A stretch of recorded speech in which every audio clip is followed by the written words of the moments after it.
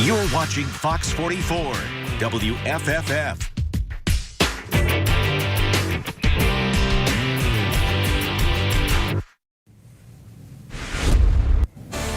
Vermont remains under a state of emergency as extreme flooding is impacting communities in the dark of night. And road closures and evacuations are still happening throughout the state. We're tracking what's to come over the next few days.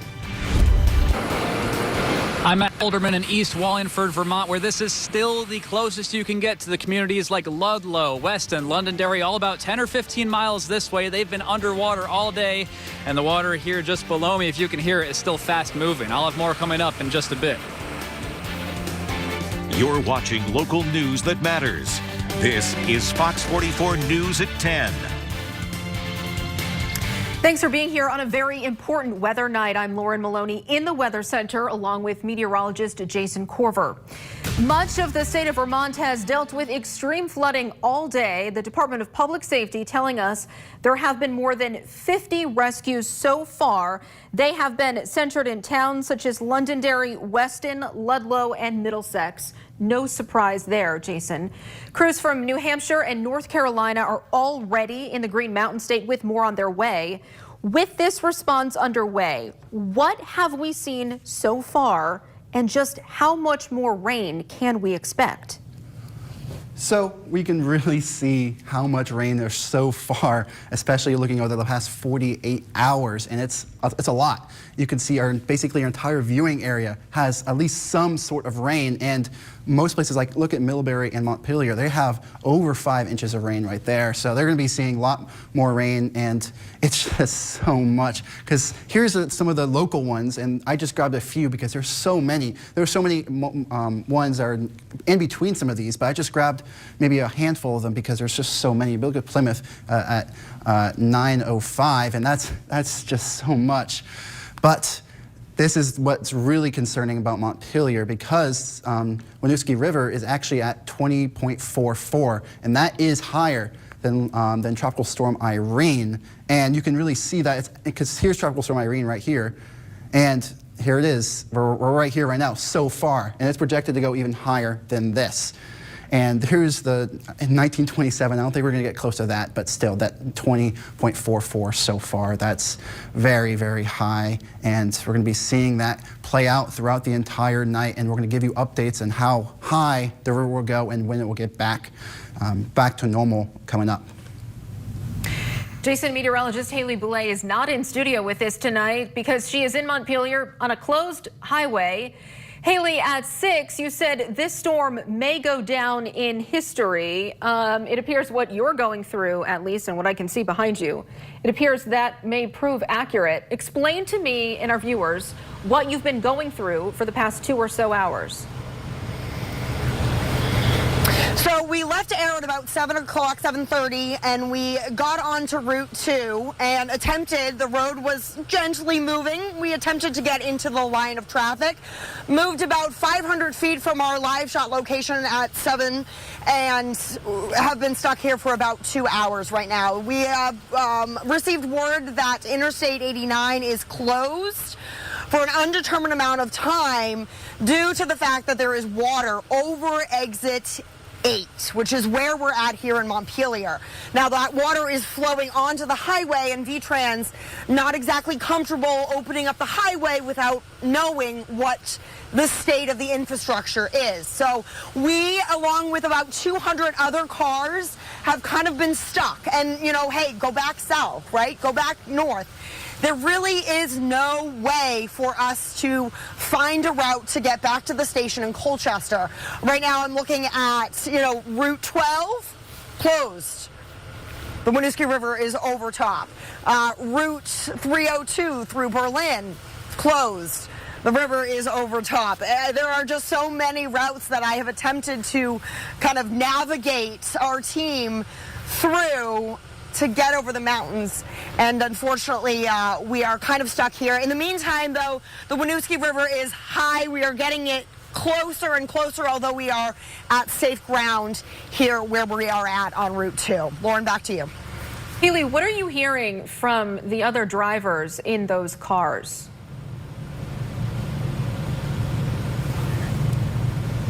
Oh, what am I hearing from other drivers, Lauren? Yeah. You know, folks have called 911. They've said, you know, we don't know when the highway is going to open. You know, a lot of folks are just turning off their cars, saving battery.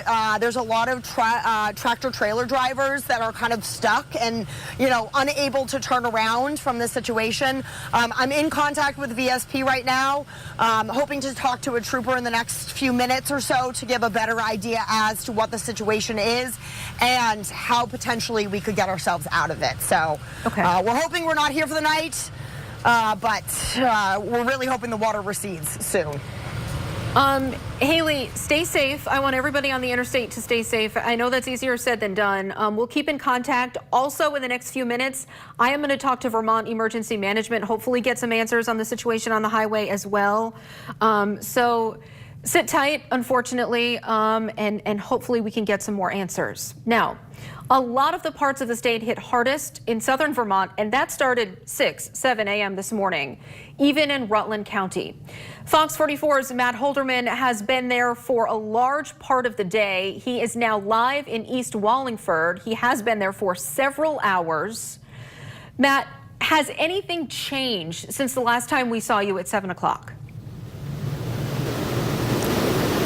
Yes, Lauren, a lot has changed here actually since we last joined you on the air for ABC 22 News at 7. Unfortunately, one thing that has changed at this hour, there is rain coming down once again here in East Wallingford. On a good note, though, the river has gone down a few feet while we had a gap where there wasn't rain. But I want to show you again exactly where I am here. This is over top of the Mill River on Route 140, and we're near a couple of those roads that have been closed all day long, going on 10, 12 hours, like routes 103, 155. Miles upon miles of these roads have been closed. And again, this community in East Wallingford, very impacted, not near as much as some 10, 15 miles south of here, though. But we did catch up with a few locals earlier today who said they were thinking of evacuating, and we're even comparing this storm to a really bad one about 12 years ago.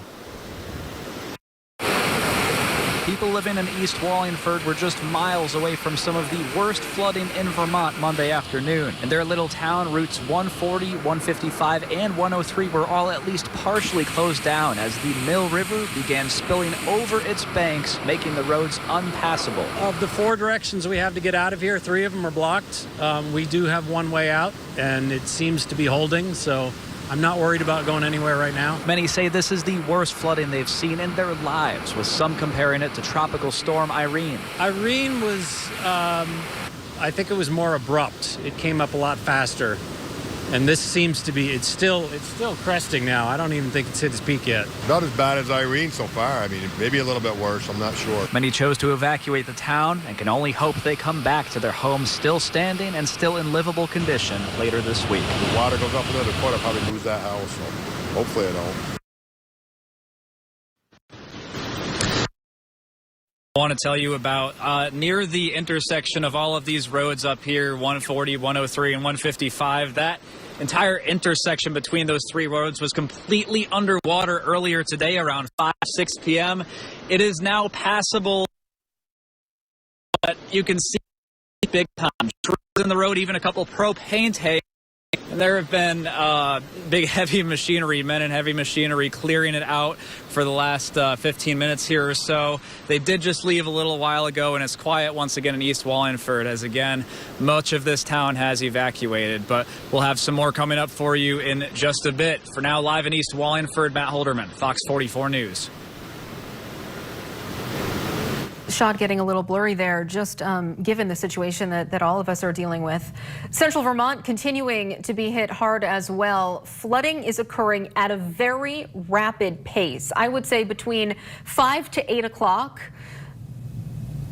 you know, Waterbury, Barry City, Montpelier got hit very quickly and things changed dramatically. Fox 44's Josh Morrill joins us live from East Montpelier. He had to leave the state capitol to ensure he was safe tonight. So Josh, what can you tell us about how the area is where you are exactly and why you had to leave where we usually find you, Montpelier?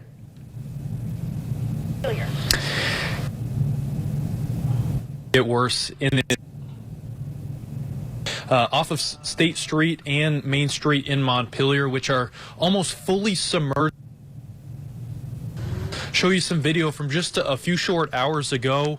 It was, Winooski River area right around Berlin Street. The river is about seeping over, Main Street and Berlin Street, and downtown Barrie and parts of Berlin and Middlesex, Moortown. Like you said, much of central Vermont is underwater right now. Many people that I spoke to today said that they had to flee their homes with no real option, no real, solution going forward in the next couple of days, just trying to find higher elevations. But some still haven't been able to get to those solutions because the interstate, like Haley said, has been closed for much of the night. And earlier today, Governor Phil Scott addressed this storm, saying that it will likely be a longer storm with Tropical Storm Irene when it's made its way through the last 12 years.